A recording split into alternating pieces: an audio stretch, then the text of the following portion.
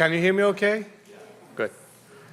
Not breaking with tradition and going over time, I plan to go a little bit over time with my timed speech. So before I start my formal speech, let me say a few words and a couple of comments based on what we heard today.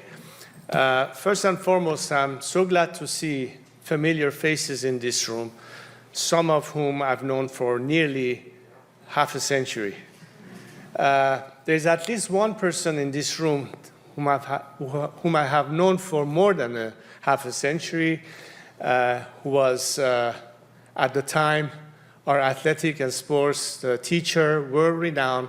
I'd like him to stand up and be recognized, Dr. Iraj Ahrabi-Fahd.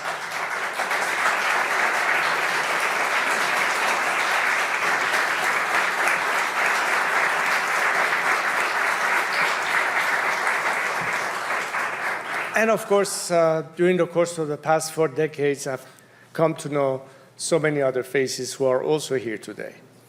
But I'd like to emphasize the importance of the new faces we see today. And boy, do we need more of you, especially the representatives of today's generation.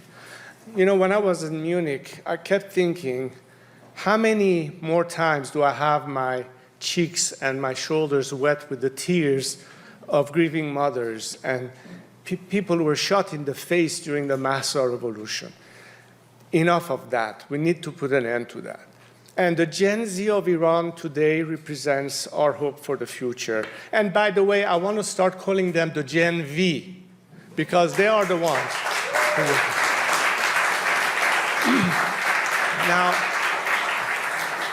on the issue that was discussed about the events that happened today, you know, we spoke about Ronald Reagan. One thing I remember from his doctrine was trust but verify.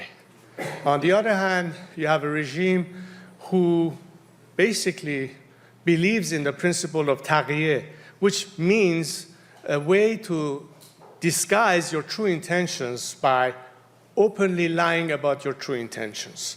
And when it comes to IAEA verification, never mind verify. Can you trust them to begin with? And how much more time will be wasted as a result, depriving an opportunity for the Iranian people to liberate themselves, and yet more tears shed for more victims. That needs to be fully understood. And I specifically am addressing analysts, members of the media, lawmakers, and decision makers. You need to realize that there's been enough time for this regime to show its true intentions, and we know it's certainly not good, it's only evil.